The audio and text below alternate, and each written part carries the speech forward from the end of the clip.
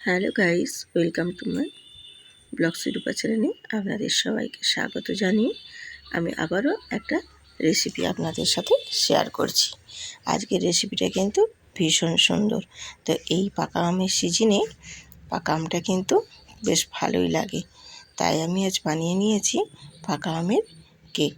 ভীষণ স্পঞ্জি এবং নরম তুলতুলে পাকা আমের স্পঞ্জি কেক বানিয়েছি। খুবই টেস্টি এবং দুর্দান্ত স্বাদের হয়েছে। একবার খেলে কিন্তু বারবার বানাতে মন চাইবে। তো আমি আজকে রেসিপিটা কিন্তু সম্পূর্ণ আপনাদের সাথে শেয়ার করব। আপনারা পুরো ভিডিওটা দেখবেন স্কিপ না করে। তোমার সমস্ত বন্ধুদের বলছি রেসিপিটা আমি শুরু করছি, চলো দেখা যাক। আমি এখানে দেখো 1 বাটি পরিমাপে সুজি নিয়েছি। সুজিটা মিক্সিং বোলের মধ্যে দিয়ে আমি একটু গুঁড়ো করে নেব। মিহি করে একটু সুজিটা আগে প্রথমেই গুঁড়ো করে নেব। আমি সুজিটা দেখো গুঁড়ো করে নিয়েছি। সুজিটা বেশ ঠিক এইভাবে গুঁড়ো করে নিতে হবে, একটু মিহি করে গুঁড়ো করে নিয়ে এবার আমি একটা মিক্সিং বোলের মধ্যে ঢেলে দেব গুঁড়ি করে নেওয়া সুজিটা। এবারে আমি এখানে দেখো 2টো পাকা আম নিয়েছি। 2টো পাকা আমের আমি ভেতরের শাঁসটা নিয়েছি, খোসাগুলো ফেলে দিয়েছি। একটা চামচে করে আমি চেঁচে তুলে নিয়েছি।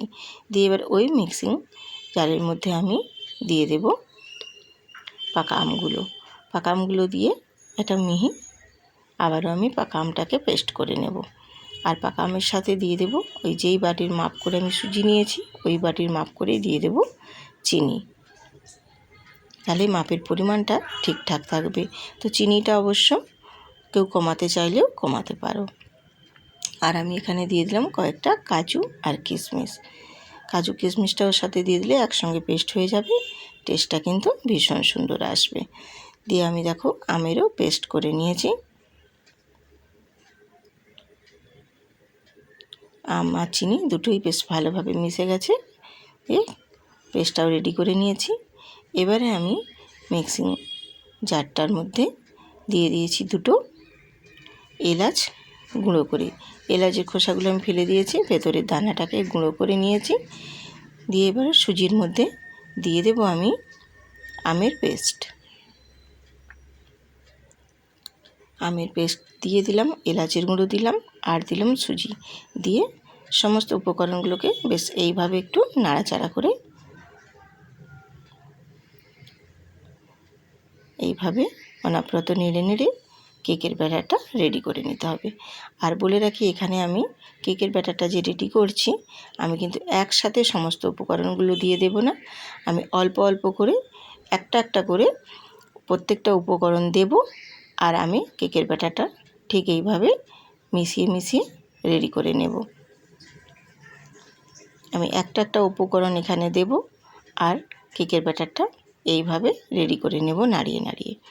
তাহলে কি হবে, একসাথে উপকরণগুলো দেওয়া হলো না, একটা একটা করে উপকরণ দেওয়াও হলো আর কেকের ব্যাটারটাও ঠিকভাবে রেডি করা হলো। তার জন্য আমি একটা একটা উপকরণ এখানে দিচ্ছি আর কেকের ব্যাটারটা রেডি করে নিচ্ছি। এবারে দিয়ে দিলাম আমি এখানে পরিমাণ মতো তেল। তো যেই বাটিতে আমি সুজি নিয়েছি সেই বাটির হাফ বাটি দিয়ে দিয়েছি তেল। তার আগে দিয়েছি 1 বাটি আমি ময়দা। দিয়ে আবারও আমি নাড়াচাড়া করে নিয়ে এইভাবে কেকের ব্যাটারটা রেডি করে নিচ্ছি। এবারে দিলাম আমি একটা ডিম। ডিমটা দিয়েও ঠিক ওই একই প্রসেসে একইভাবেই কিন্তু কেকের ব্যাটারটা নাড়তে হবে। এদিক ওদিক করলে কিন্তু কেকের এটা ভালো হবে না। একই প্রসেসে একই দিকেই কেকের ব্যাটারটা কিন্তু অনবরত নেড়ে যেতে হবে, তাহলেই কেকের ব্যাটারের এটা ঠিকঠাক হবে এবং কেকটাও খুব সুন্দরভাবে ফুলে উঠবে। এবার আমি দিয়ে দিলাম এখানে 2 চামচ গুঁড়ো দুধ। 2 চামচ গুঁড়ো দুধটা দিয়েও আমি আবারও বেশ ভালোভাবে ওই কেকের ব্যাটারের সাথে মিশিয়ে নেব। সমস্ত কিছু উপকরণ খুব ভালোভাবে কিন্তু এইভাবে নেড়ে নেড়ে খুব সুন্দর করে মিশিয়ে নিতে হবে। তার জন্য দেখো আমার কেকের ব্যাটারটা একটা একটা করে পরিমাণ দেওয়াও হলো, আর কেকের ব্যাটারটাও কিন্তু রেডি করা হলো। এবারে আমি অল্প একটু জল দিয়ে আবারও আমি এইভাবে নেড়ে নেড়ে কেকের ব্যাটারটা এইরকমভাবে রেডি করে নেব। আর এখানে দিলাম সামান্য পরিমাণে একটু নুন। যেহেতু মিষ্টির যে কোনো রেসিপি বানালে তাতে একটু নুন দিলে কিন্তু টেস্টটা বেশ ভালো লাগে আর ব্যালেন্সটাও ঠিকঠাক হয়। আবারও আমি নাড়াচাড়া করে নিয়ে এবার একটা ঢাকনা দিয়ে ঢেকে দেব। যেহেতু এখানে সুজি আছে, সুজিটা ফুলে উঠবে, তার জন্য আমি এখানে আধ ঘন্টা রেস্টে রেখে দিয়েছিলাম। তো দেখো আমি আধ ঘন্টা পরে ফিরে এসেছি। ব্যাটারটা কিন্তু অনেকটা একটু মোটা হয়ে গেছে। এবারে আমি এর সাথে মিশিয়ে দেব 1 চামচ পরিমাণে বেকিং পাউডার। 1 চামচের একটু কম দিলাম, আর 4 ভাগের 1 ভাগ দিলাম বেকিং সোডা। আর আমি এখানে 3 টেবিল চামচ লিকুইড দুধ দেব। যেহেতু ব্যাটারটা একটু ঘন হয়ে গেছে 3-4 চামচ দিয়ে দিলাম। দিয়ে আবারও আমি সমস্ত উপকরণগুলোকে এই কেকের ব্যাটারটার সাথে আবারও খুব ভালোভাবে মিশিয়ে নেব।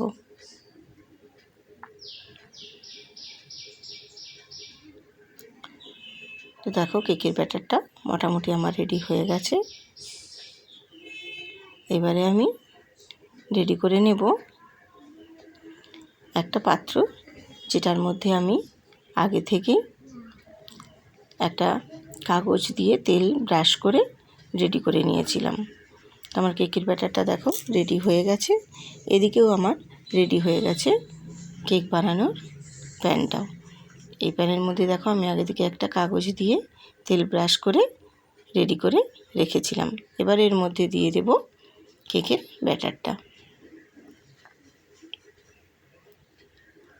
কেকের ব্যাটারটা দেখো আমার সমস্ত দিয়ে দিয়েছি। দিয়ে এবার আমি হাতে করে একটু ট্যাপ করে নেব, যাতে ভেতরে বাতাসগুলো সব বেরিয়ে আসতে পারে। ঠিক এইভাবে দেখো হাতে করে একটু ঘুরিয়ে ঘুরিয়ে ট্যাপ করে নিতে হবে। তো এবারে আমি চলে যাব গ্যাসেতে। দেখো একটা প্যান বসিয়ে আমি একটা স্ট্যান্ড দিয়ে দিয়েছি। আর আগে থেকে আমি 5 মিনিট মতো হাই হিটে গরম করে নিয়েছিলাম। এবারে আমি কেকের ব্যাটারটা বসিয়ে দিলাম ওই স্ট্যান্ডের মধ্যে। বসিয়ে দিয়ে মোটামুটি সেট করে বসানো হয়ে গেলে এবারে উপর থেকে দিয়ে দেব একটা ঢাকনা। দিয়ে আমি 30 মিনিট পরে ফিরে আসছি। 30 মিনিট পরে ফিরে এসেছি। দেখো কেকটা আমার ফুলে গেছে কতটাই। এবার আমি এখানে ওপর থেকে কিছু ড্রাই ফ্রুটস ছড়িয়ে দেব। তাহলে দেখতেও বেশ ভালো লাগবে আর খেতেও কিন্তু খুব সুন্দর লাগবে। আমি এখানে দেখো দিয়েছি চেরি, কাজু আর আমন্ড, সবকে কুচি কুচি করে আমি এইভাবে কেকের উপরে ছড়িয়ে দিয়ে দিলাম। দিয়ে আবারও আমি ঢাকনা দিয়ে 10 মিনিট পরে ফিরে এসেছি। দেখো আমার কেকটা মোটামুটি কমপ্লিট হয়ে গেছে। আমি একটা কাঠি দিয়ে দেখিয়ে দিচ্ছি তোমাদের। দেখো কেকটা কিন্তু বেশ সুন্দর বেক হয়ে গেছে, একটুও কাঠির মধ্যে কিন্তু লেগে নেই। এবার আমি কেকটা ঠান্ডা করে নেব, ঠান্ডা করে ফিরে আসছি। তো দেখো আমার কেকটা কিন্তু ঠান্ডা হয়ে গেছে। আমি এবারে একটা ছুরি দিয়ে 4-5টা কেটে নিচ্ছি। দেখো কেটে আমি দেখো উল্টে কেকটা বের করে নিয়েছি। কতটাই সফট এবং নরম হয়েছে দেখো কেকটা। উল্টো দিকটাও কিন্তু বেশ সুন্দর বেক হয়েছে। আর দেখো আমি পাশে উল্টে দিলাম সামনের দিকটাও তোমাদের দেখিয়ে দিচ্ছি। দেখো কতটাই স্পঞ্জি হয়েছে। তো কেকটা আমার পুরো কমপ্লিট হয়ে গেছে, একদম পারফেক্টভাবে রেডি হয়ে গেছে। দেখতেও কিন্তু ভারী সুন্দর লাগছে, খেতেও কিন্তু তেমনি টেস্ট হয়েছিল। কেকটা আমি কেটেও তোমাদের দেখিয়ে দিচ্ছি। দেখো ভেতরটাও কতটা সফট এবং স্পঞ্জি হয়েছে।